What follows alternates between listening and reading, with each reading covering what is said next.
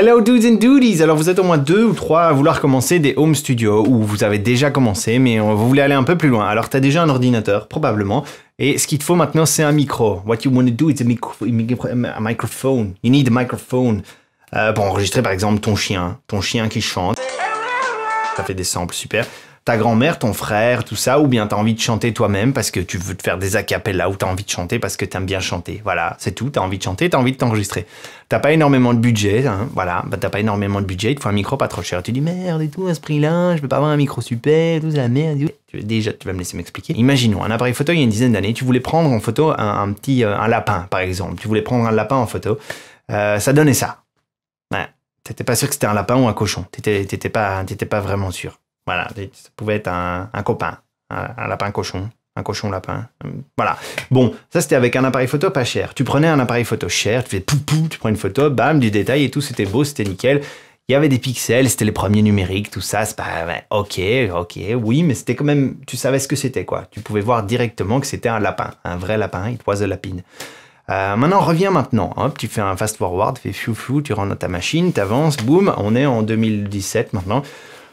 Tu prends une photo avec un appareil photo pas cher que tu as été trouvé dans un magasin, tu l'as acheté, tu te dis voilà, c'est le moins cher de la gamme, bam, tu prends ton lapin cochon en photo, et ben tu vois que c'est un lapin avec un nez de cochon. Tu le vois direct, boum, c'est un lapin avec un nez de cochon. Ce lapin, il va sur Tinder avec cette photo-là, il se trouve une lapine, quoi. Une cochon lapine, une lapine cochonne. C'est marrant ça. Tu fais la même chose avec un appareil photo qui coûte la peau du cul.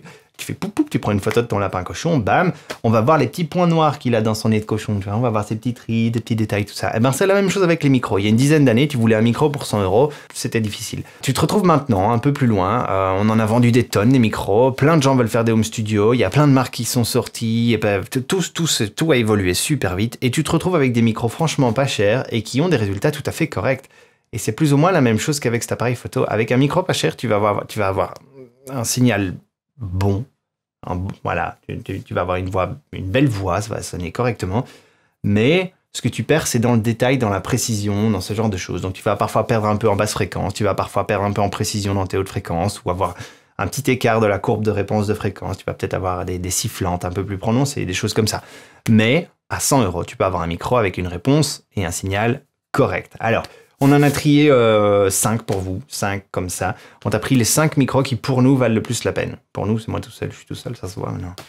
Donc voilà, les 5 micros qui valent le plus la peine autour des 100 €. On a pris des micros dynamiques ou des micros à condensateur et on a choisi des micros cardioïdes ou hypercardioïdes. Alors avant de commencer, on va te montrer ce que c'est un micro cardioïde ou un micro hypercardioïde. Pourquoi on a choisi ça? Parce que c'est des micros qui sont assez directifs et du coup ils isolent pas mal du bruit ambiant et de ce qui se passe autour de toi, ce qui est pratique quand tu fais un enregistrement en studio. Cardioïde, qu'est-ce que c'est? Ça veut dire qu'il a sa courbe de réponse qui est au maximum ici en face avant du micro. En face arrière, il ne reçoit rien du tout et il reçoit légèrement les bruits sur le côté. Un micro hypercardioïde, il reçoit un maximum en face avant, il reçoit un peu en face arrière et rien du tout sur les côtés, ou plus ou moins rien du tout sur les côtés. Donc voilà, ils isolent pas mal du bruit, en sachant que le cardioïde isole mieux que l'hypercardioïde. Alors le moins cher, on te les a mis dans l'ordre du croissant d'argent, donc du moins cher au plus cher, comme ça, on t'a fait ça comme ça. Le Samsung C01, coin. Le Samsung coin, 55 €, C01. 55 €, c'est le moins cher de la gamme. C'est un micro à condensateur, donc c'est-à-dire qu'il va avoir besoin d'une alim 48 volts. Il est hypercardioïde et il a une large capsule. Donc il répond pas mal dans les basses fréquences, où il aurait pu en être capable en tout cas. Il est vendu avec une pince pour le mettre sur un pied et un étui. Voilà, sa courbe de réponse en fréquence est relativement correcte. Si tu regardes ici, tu vois qu'il a une petite perte à 50 Hz, ce qui n'est pas dramatique parce que pour une prise voix en général, on met un high pass vers les 80 Hz. En dehors de ça, sa courbe est franchement plate, elle répond vraiment bien, à part un petit boost à 10 kHz, et qui est pas énorme. Hein. T'as 4-5 Hz de boost ici à 10 kg, donc c'est franchement potable. Donc ça, c'est la face avant. Tu vois que quand tu te mets en face arrière, tu as plus ou moins 20 décibels en moins, donc on peut franchement dire que c'est un micro qui isole pas mal des bruits parasites en face arrière et sur les côtés évidemment. En home studio, il est franchement pas mal. Il est vendu donc avec sa petite pince et un étui et pas de suspension. Si tu veux une suspension, il faut rajouter 38 €. On t'a mis le lien de toute façon ici. Tu peux avoir la suspension qui est faite pour lui pour 38 €. Donc on tourne autour des 90 € pour ce micro avec la suspension. D'accord, il a une note générale de 4 sur 5. Ce qui est pas mal. 4 sur 5 pour un micro à 55 €, c'est franchement pas mal. Il existe en version USB, je dirais qu'on va peut-être pas en parler parce qu'on n'est pas super fan d'un micro USB.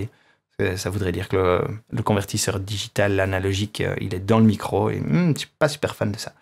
Mais bon, c'est pas grave. Alors, suivant. Donc le Behringer B1, B1, Behringer B1 Kenobi, 98 €. Donc on approche des 100 €. C'est un micro à condensateur. Il est cardioïde, donc lui isole encore mieux en face arrière, complètement normalement. Il a un large diaphragme, donc il répond bien dans les basses fréquences. Il est vendu avec une petite valise de transport, une suspension et une bonnette. Donc j'ai été le chercher. Donc en gros, tu le retrouves comme ça. Voilà. Tu retrouves ce bonhomme comme ça. Tu as une petite valise, une bonnette, une suspension, le micro, tout ça, tout ça. Il a un petit avantage en plus, c'est qu'ils ont été te mettre un petit switch ici au milieu avec un high pass et un pad moins 10 dB. Donc voilà, pratique. À ce prix-là, c'est vraiment très très rare d'avoir ce genre d'option. C'est franchement pratique. Retournons-en à nos moutons, hein, nos petits moutons.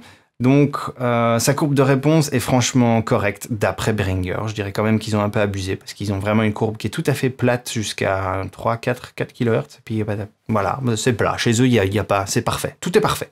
J'y crois pas des masses, hein, mais d'après eux, c'est comme ça. Tu as juste un énorme boost ici de 10 dB vers 10 kg. Donc, il faut savoir que quand tu vas faire un enregistrement voix, tu vas avoir des sifflantes un peu plus prononcées comme ça. Et pour avoir déjà entendu ce micro, effectivement, il amplifie pas mal les sifflantes, mais c'était assez facilement corrigeable, un des deux mots. Avec un EQ, c'est faisable et il sonne franchement pas mal. Donc, encore un bon micro de studio pour 100 €, note générale 4,5 sur 5. Franchement, rapport qualité-prix, bah c'est bien quoi. Je sais pas, j'ai pas d'autre mot, c'est bien. Alors, micro légendaire, le Shure SM57. Donc, lui, il est là depuis des années. Il tourne entre 100 et 110 €. Son prix varie, je ne sais pas pourquoi. On dirait la bourse, cette petite huile. Toutes les semaines, il a un prix différent, mais c'est à 1 ou 2 € près quoi.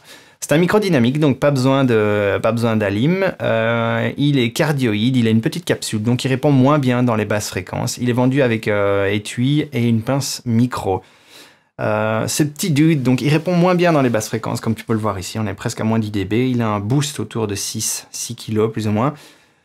Voilà, ça c'est ses plus gros défauts, je dirais, mais l'avantage de ce micro, c'est qu'il est super polyvalent. Donc, il est prêt à encaisser des énormes pressions, ce qui fait que si tu as un chanteur de métal, par exemple, quelqu'un qui crie ou quelqu'un qui a une énorme dynamique quand il chante, ce micro est prêt à l'encaisser sans broncher. Donc ça, c'est vraiment pratique pour ce genre de choses. Il isole très bien les bruits ambiants. Il est prêt à encaisser des grosses pressions, ce qui veut aussi dire que tu peux le mettre par exemple devant un ampli guitare et faire des prises d'enregistrement de guitare devant un ampli, ça va sonner super, et d'ailleurs il est assez réputé pour ça, ou il est vraiment très connu aussi pour les enregistrements de caisse claire. Donc voilà, il est très polyvalent, et en plus tu peux t'en servir comme marteau parce qu'il est super solide. Si tu l'achètes, tu peux être sûr que dans 20 ans, il est toujours là. Te dire, il est là. C'était mon premier micro, première chose qu'on a fait, c'est des prises voix, prises guitare, tout ça. Il a servi un peu à tout. Voilà, je dirais que c'est le micro le plus polyvalent que tu puisses acheter pour 100 €. Si tu l'achètes, tu n'en seras probablement jamais déçu et il aura toujours une utilité un jour ou l'autre. Le suivant, Shure SM58, micro légendaire aussi, 108, il tourne entre 105 et 110 € en général. Micro dynamique, donc pas besoin d'alim, cardioïde, petite membrane. Il est vendu avec les mêmes accessoires, donc juste une pince et un étui. Il répond assez mal dans les basses fréquences, tu le vois, un peu mieux que le 57. Et il a aussi un énorme boost ici de 5 dB vers 5 kHz. Un micro que tu peux généralement reconnaître parce qu'il a vraiment une courbe assez typique. Il est utilisé partout, dans les studios de débutants, tu le vois un peu partout, sur scène aussi du coup. Donc si tu veux un micro que tu peux utiliser pour faire des prises voix à la maison et que tu veux utiliser sur scène, il isole très bien les bruits ambiants et du coup tu auras très rarement du Larsen avec ce micro. C'est franchement un bon micro pour ce prix-là, il a une courbe de réponse correct, il a son caractère et voilà, ça lui donne son petit caractère, cette courbe bien typique. C'est un achat que tu peux pas regretter, je pense. C'est pas le meilleur micro pour une prise voix, mais c'est un micro polyvalent. Alors le suivant est notre petit préféré ici dans la gamme, il est un tout petit peu plus cher, mais il est quand même en dessous des 120 €, il est à 115 €. Donc c'est le Audio-Technica AT2020, micro à condensateur. Donc il te faut une alim, il est cardioïde, donc il isole bien les bruits ambiants, il a une large capsule. Il reproduit bien les basses fréquences, il est vendu avec son étui et une fixation. Il a une courbe de réponse très très plate, il reproduit assez bien les basses, à part un petit creux ici à 80 Hz et un tout petit boost ici tout près des 10 km. Et donc voilà, c'est une courbe vraiment assez plate, c'est la plus plate de toutes celles qu'on a vues. Je crois que tu peux pas le regretter pour l'avoir entendu, c'est vraiment un micro qui a un rendu clair, propre et précis. Pour 115 €, je suis pas sûr que tu puisses faire vraiment beaucoup mieux. Si tu veux faire des prises voix en studio, il te faut un filtre anti-pop d'office. C'est la base, il t'en faut un. Donc on a trié un peu tout ce qu'on a trouvé sur le grand internet, on a trié les moins chers. Et c'est ce filtre ici qui est ressorti en premier. On t'a mis un lien directement si tu veux l'acheter. Il est à 9 €. C'est ce qu'on a trouvé de moins cher et de plus correct. Niveau note utilisateur, tous les gens qui l'ont acheté en étaient contents. Il n'avait pas l'air trop cheap, pas trop fragile. C'était un double filet avec un bras articulé. Donc voilà, je crois que tu peux pas être déçu à ce prix-là. Tu peux franchement pas être déçu. Note générale 4,3 sur 5. Donc c'est vraiment franchement pas mal. Les gens sont contents. On te met le lien, tout ça. Alors si tu veux vraiment aller dans le cheap, il y a un micro qui est produit par Woodbrass, le magasin de musique en ligne. C'est le Bird UM1. Et il est à 59 €. Il était à 49 € avant, mais je crois qu'ils le vendent tellement qu'ils ont réussi à augmenter les prix. Lui, c'est un micro statique à électret, il est cardioïde et il a une large capsule. Je t'avoue que j'ai pas trouvé de revue négative, personne n'en a dit du mal, mais je suis pas sûr que les gens qui l'ont critiqué étaient vraiment des professionnels non plus. Ça a l'air d'être vraiment plus des gens qui débutent et ce genre de choses, mais ils en sont tous contents. Donc voilà, si tu débutes et que tu veux enregistrer pour vraiment pas cher, sache que ce micro existe, c'est un micro USB, ce qui fait que t'as pas besoin de carte son.